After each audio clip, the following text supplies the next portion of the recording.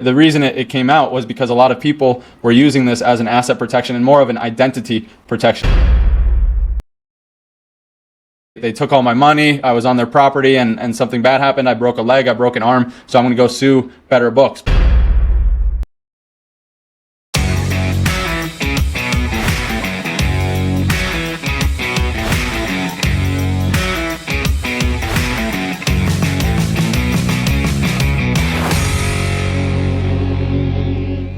All right, welcome back to the Know Your Numbers REI podcast. This is your host, Chris McCormick. I'm a certified public accountant, certified tax coach, and we help real estate investors save on taxes, cut back on stress, and grow their portfolio through advanced tax planning and tax strategies. Today, we are going to address a question that we have received almost more than any other question, and it's a hot topic in today's real estate world, in today's asset protection world, the accounting and law world, and we're going to take it by the horns, give you all the relevant information, including information that is on the horizon, so that you can make calculated decisions as to how to best protect your assets, whether it works for you, whether it's necessary, and what the costs included in that might be. Before I get to that, please let me preface by saying this does not serve as tax or legal advice, and it is important for you to do your due diligence and seek out the advisors that you need. Now, if you need any form of tax and accounting advice, we can provide that for you. Here at Better Books, we are taking on new real estate clients every month. We cap that number at a certain amount every month, and so if you are in need of tax savings, tax strategy, tax planning specifically for the real estate world, feel free to go ahead and fill out the form in our comments, and someone from our team will reach out to you shortly after that. So with all that in mind, we can jump right into it. Today we're going to be talking about LLCs and opening LLCs in other states, right? So a big topic of conversation came up probably within the last 5 to 10 years in the tax and legal world, and that was this idea of setting up foreign LLCs. So a foreign LLC in a state that does not have disclosure requirements as to who owns the LLC. So to define foreign LLC, it's basically an LLC set up in a state that you do not reside in. A domestic LLC would be how Better Books is set up in Minnesota. We reside in Minnesota. Our core office is here in Minnesota. And so we are a domestic LLC as far as Minnesota and business is concerned. Now, if we were to go and set up our LLC in a state like Tennessee or Nevada or Wyoming or Delaware or some of these other states that people talk about being good states to set up your LLC in, then we would be considered a foreign LLC, and that is really where we're going to focus our attention today. So the reason behind, people call it a loophole, it's not a loophole by any means. It doesn't even affect your tax status, your tax liability at all. It is more of a legal issue, and that's why I tread lightly on these conversations, because I am not a law professional. I haven't taken the bar exam. I don't have the ability to practice law. I can talk to the IRS and defend clients before the IRS, but I cannot practice law in any states.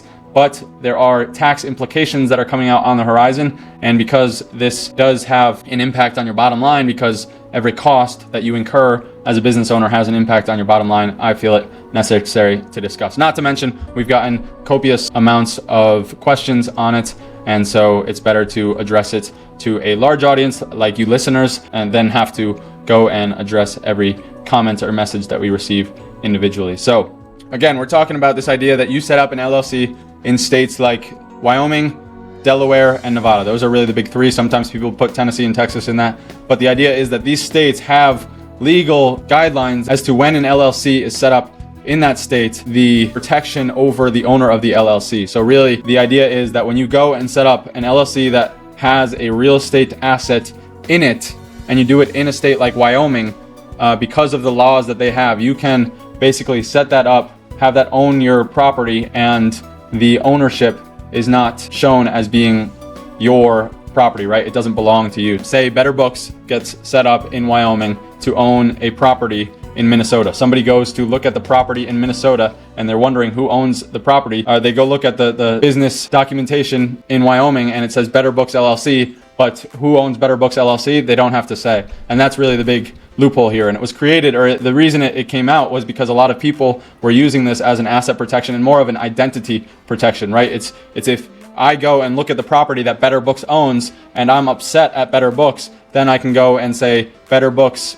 made a mess of my life. They took all my money. I was on their property and something bad happened. I broke a leg, I broke an arm, so I'm going to go sue Better Books. But if I don't know who owns Better Books, then I don't have much of a case. And that's really why people are attracted to this idea. Now, the biggest question people pose as to why you would want to do that is, do you really need that great of asset protection, right? A lot of people just have 1, 2, maybe even 3 properties, and they're looking at these complex or corporate structures to set up their LLC so they're protected and don't have or they do have the anonymity that comes with setting up your entity in these states. But the question is, do you really need it? Is it worth that complexity? Is it worth the investment, the cost investment? And is it worth the cost investment to upkeep? And these costs are increasing as new legislation comes out. So the biggest thing we're going to look at is this idea of the Corporate Transparency Act. So Congress recently, I think it passed in 2021 or maybe even 2022, and they came out with the Corporate Transparency Act, and it comes into effect in January of 2024, and it basically says everyone who owns an LLC and makes a certain amount of money has to file what they call as the Beneficial Ownership Information Report. And so what the Beneficial Ownership Information Report says is basically, I'm the owner of this entity, this is what business we're in, these are the things we own, and it basically brings that transparency and eliminates that anonymity that some of these states offer. And the reason it's important is because now this is required by the federal government, and so the federal government is going to require that Wyoming LLC or that Delaware LLC or that Nevada LLC to say that the owner of this LLC is Chris McCormick. The owner of this LLC is Donald Trump. The owner of this LLC is whoever it is that owns the company. And so not only is this important, but there are also costs that are associated with the filing of these reports. There's penalties and interest that are associated with not filing these reports. And so if you are somebody who's gone about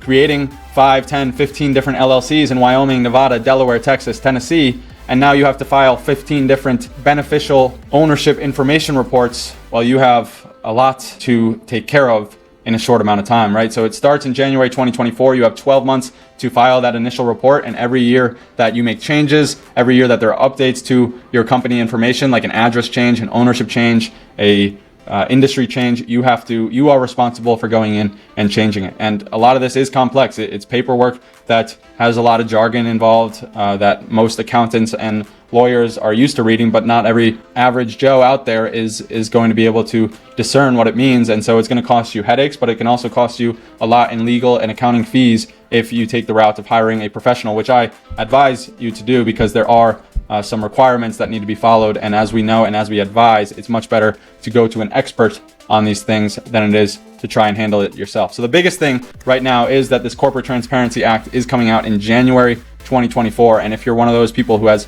15 different LLCs set up in 15 different states, holding 15 different assets, just so you don't have to reveal yourself to the public, well, that's about to change, and you are in for a rude awakening come January of next year. Now, it's not to freak out, although you would be very wise in seeking out advice, because there are people, CPAs and lawyers, who are trained in these things to go and help you with. And not a lot of accountants or lawyers, for that matter, are completely aware that this is coming about. There's only a few people that I'm in talks with that are aware and telling people to watch out for. And it's up to you to go and seek out that real estate expertise, because it's real estate where a lot of this takes place, is that these anonymous foreign LLCs have been set up for arguably a good reason to begin with, but now it's gotten to a point where Congress is fighting back and they want that transparency.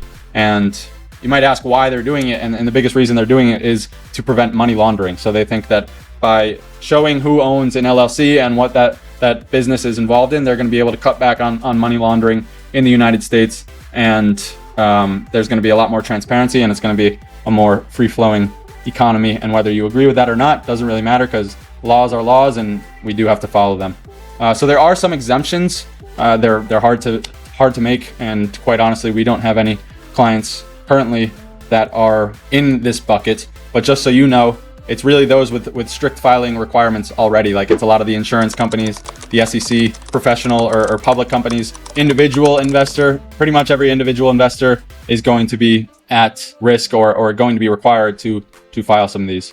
The other exemptions are that you have more than 20 full-time employees, you have a physical office in the US, so if you're working remotely, you get knocked out, and then if you filed a federal tax return with 5+ million in gross receipts / sales, I believe that's in the previous year. So obviously there's some exemptions, but it's hard to make, especially for those in real estate that don't always have 20 full-time employees, a physical office, especially in today's world, and the gross receipts of 5+ million. Not that there's not. So if you are in the bucket of 5+ million, you have a physical location in the US and you have 20+ employees, well, reach out to a tax or legal expert and make sure that you get it covered, because the best thing for you is that you don't have to file this and you eliminate a lot of potential headaches.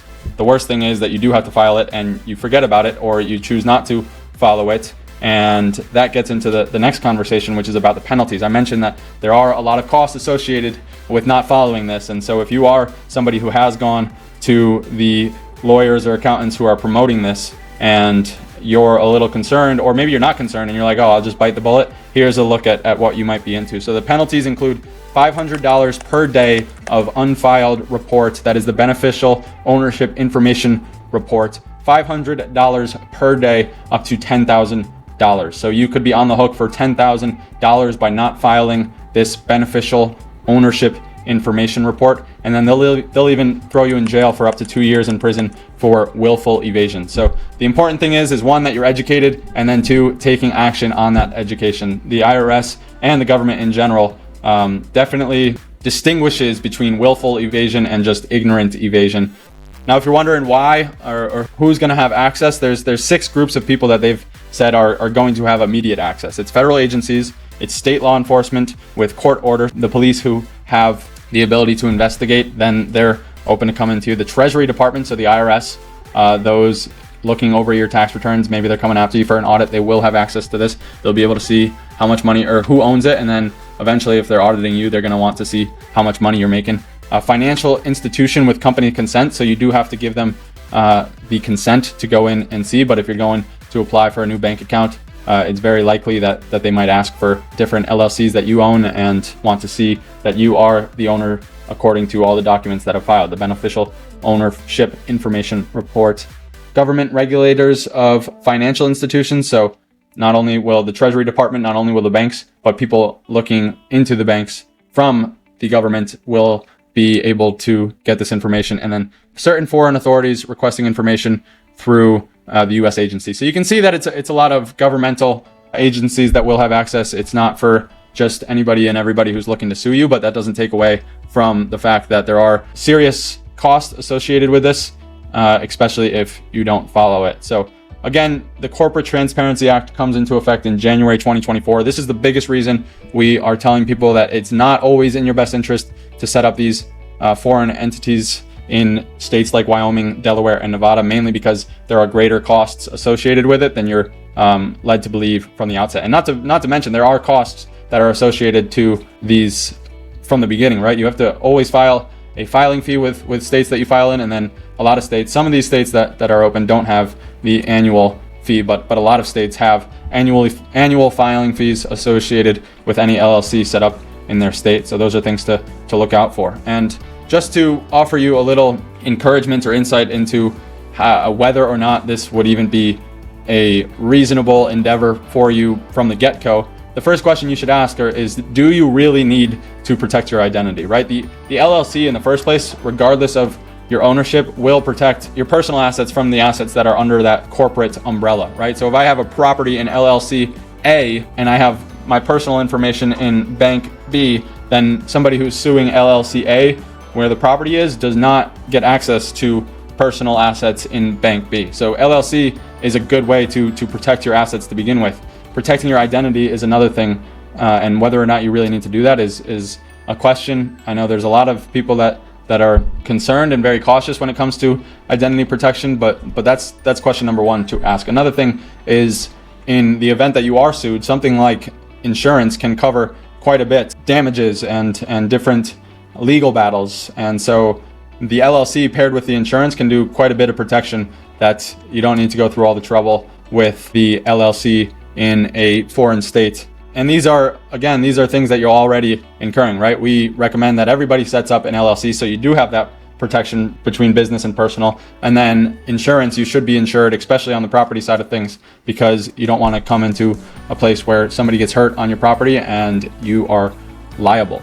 Just to go into some of the costs associated with these foreign entities, I mentioned the filing fees that come into the Corporate Transparency Act and the penalties that come up, but also some of the costs associated with these various states. So Wyoming is one of the states. You have to pay $100 initially and then $50 ongoing just to the state, right? That's not even to the accountant or the legal or the registered agent that is filing these for you, right? We see there's one firm that quite honestly doesn't do the best job of tax and accounting work for their clients. They'll set up an LLC, no problem, but then their clients won't really hear from them from there on out. And I think they charge anywhere from $3,000 to $5,000 just to set up these LLCs, and then you have to pay them an ongoing fee, and then you have to pay the state an ongoing fee. And I'm not bashing accountants for taking their fair share. Like, these are complex things to set up, but there are costs associated with setting up these entities.